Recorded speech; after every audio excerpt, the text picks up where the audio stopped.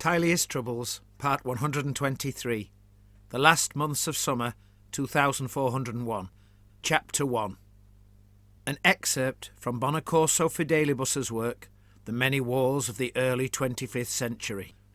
Having tried but failed to rid the marshes surrounding the city of Miragliano of the foul undead, the Grand Alliance Army, under the command of Captain General Lord Alessio Falcone of Porto Maggiore, had constructed raft-mounted siege towers and a ram. Meanwhile, fresh water was carried from the vicinity of Sonsino to the army's camp every day, hoping thus to stave off the sickness bred by the foul miasmic vapours. Those who did fall ill were sent the other way to the watchtower, there to breathe the untainted air. All these sensible measures bought his army just enough time to complete the construction of the rafts, after which Lord Alessio ordered the assault to commence forthwith. The battle was hard, but not over-costly to the living. Most of the army's soldiers praised their general for his haste, for they knew full well that had they tarried longer, then sickness would surely have killed many more than died in the assault. The enemy's walls were captured, the city was taken. Many hundreds of the undead were slain, and at long last, notwithstanding the vampire priest Biagino's escape, it seemed the war against the vampires was finally won. Despite the foul misery of their surroundings, the victorious army was in a celebratory mood, incredulous at their very light losses and glad simply to be alive. The Remans had suffered worst. Their commander Lucian Soldatovia, the priest Bendali, and the mercenary dwarves having all sunk to the bottom of the moat's foul waters, while the VMC brigade was almost entirely unharmed. Lord Alessio now intended that his soldiers should live. It seemed the very least reward they could expect from their grateful commander. But he could not risk wasting his long campaign and hard-won victory. Staying in, or even close to, the tainted city for any length of time, even a few days, would most likely decimate his army or worse. 60 years before, when the notorious Reman Archlector Federigo Ordini's massive alliance army journeyed into the blighted marshes, they died almost to a man. The Remans serving Lord Alessio were most concerned, for the story of the army in the marshes was very familiar to them. Nevertheless, Lord Alessio knew full well he could not leave without thoroughly cleansing the city of corruption. Command of the surviving Remans had fallen to the captain of the mercenary dwarven crossbows, who was unwilling to tarry even one day more, despite the VMC's Myrmidian commander, Lucia Lafancula's attempts at persuasion. Her pleading was not helped by the fact that her second-in-command, the wizard Johannes Dieter, was just as keen as the Remans to depart immediately. Every drop of water was unsafe. Every intake of breath corrupted the soldiers' mouths with the rank taste of death. The entire city and the noisome water surrounding it stank of rotting flesh. Fat, sluggish swamp flies infested the whole land, while not a scrap of edible food remained in the city, nor for leagues around. The army's supplies had been stretched to the limits, and were now almost wholly depleted, as the soldiers' homelands were so distant that resupply had long since become a sporadic, insufficient affair. When the army had passed through living lands, it had supplemented its limited stores by foraging from its surroundings. That had not been the case since it drew close to Miragliano.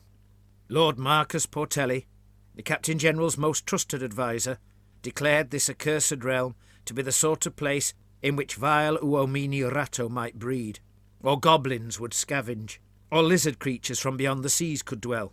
But for men, he waxed poetically to General Valkenburg, it was a map of misery, a world of woe, a microcosmos of miasmas, with more disease in it than the pest house at plague time, and with a stink worse than the mayor of Alessi's doghouse on a midsummer's day.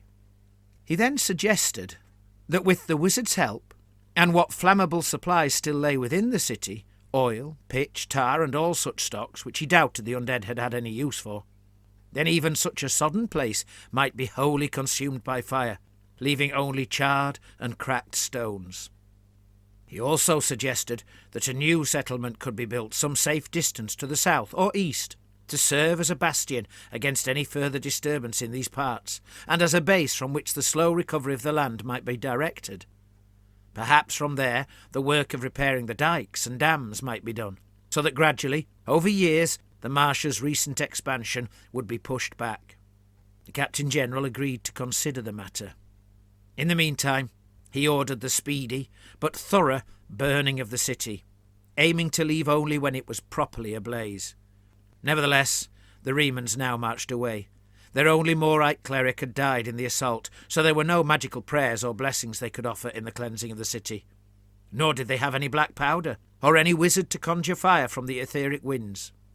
The VMC's wizards, Johannes Dieter and Serafina Rosa, and the ingenious Portamajoran siege master Captain Guccio, took charge of the preparations, being assigned a third of the army to assist, plus nearly all the remaining powder supplies. The rest of the army was ordered to speedily search the city for valuable goods, especially gold and silver, as well as locating all the flammable stocks to assist the arsonist contingent. The resulting conflagration was impressive, as was the amount of plunder. The undead had left most such things as they lay.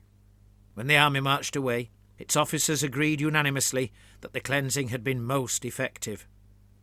But any pride they felt was soon sapped, for lingering just those few extra days proved costly.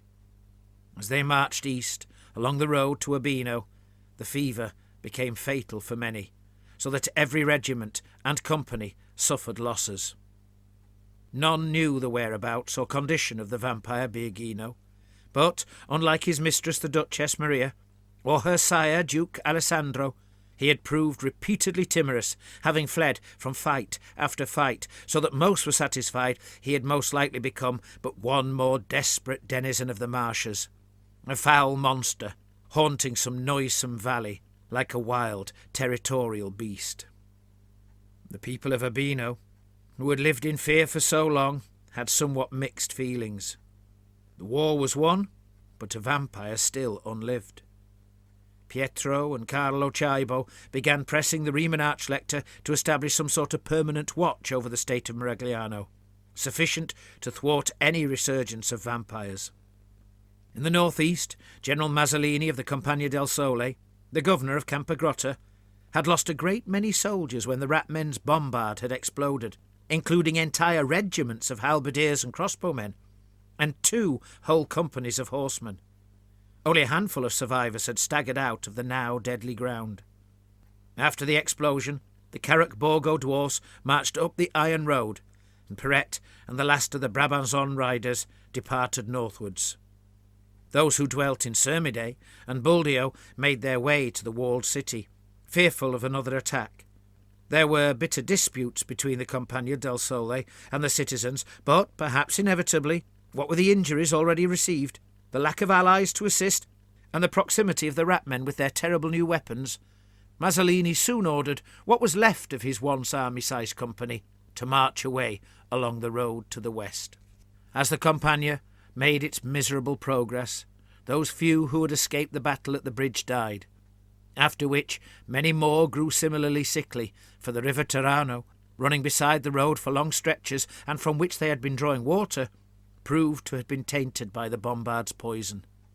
They attempted to remedy this by taking water only from the northerly streams feeding the river.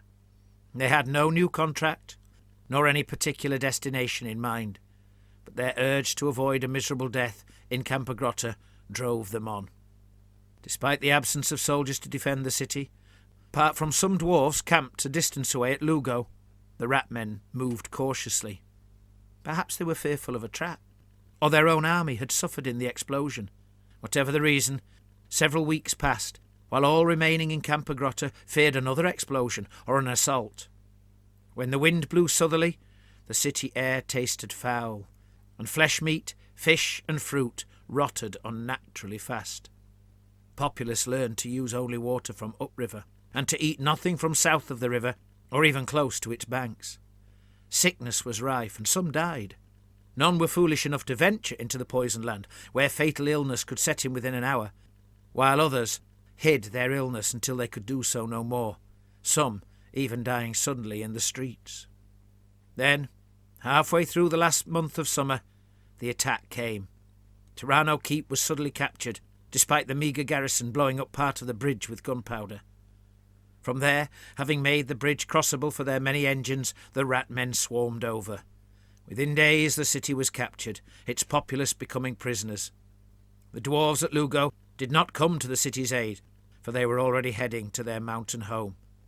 No riders came from the wilderness in the north, and the Campagna del Sole was so far away that the blood in the river water had thinned to naught by the time it passed them by. None knew what the dwarven king in Carrot Borgo intended, but he had until recently invested a great deal of gold in the recovery of Campogrotta and Rivola from Bentiglovio and Baldegut's rule, hiring not one but 2 mercenary armies to assist his own warriors in the fight. Now all his efforts appeared to have come to naught, for both realms were lost to a new enemy, one which was likely to prove far more troubling to trade and prosperity than the ogres ever were, one that could destroy an army with the launch of but one grenado. Perhaps unsurprisingly, there were signs that the sleeping sylvan elves of Teteverde had been awakened by the poisoning of the forest's northernmost tip. Having long since spurned nearly all interaction with the human and dwarven realms, other than the activities of the Tilean riders, a mercenary company of adventurers who were rumoured to have been outcasts from the forest, they could not ignore such a threat. And indeed, there were reported sightings of animated trees lurking at the forest's edge, and giant hawks bearing riders high in the sky over the forest canopy to the southeast of Campogrotta. Such claims had, however, previously been quite commonplace, if not always believed. Only time would tell whether, as in more ancient times, the elves would send a host out from the forest shadow to thwart their enemies, or whether, as many thought more likely, they would simply prepare to annihilate any and all who dared to trespass upon their realm, or inflict any further harm upon its denizens and trees.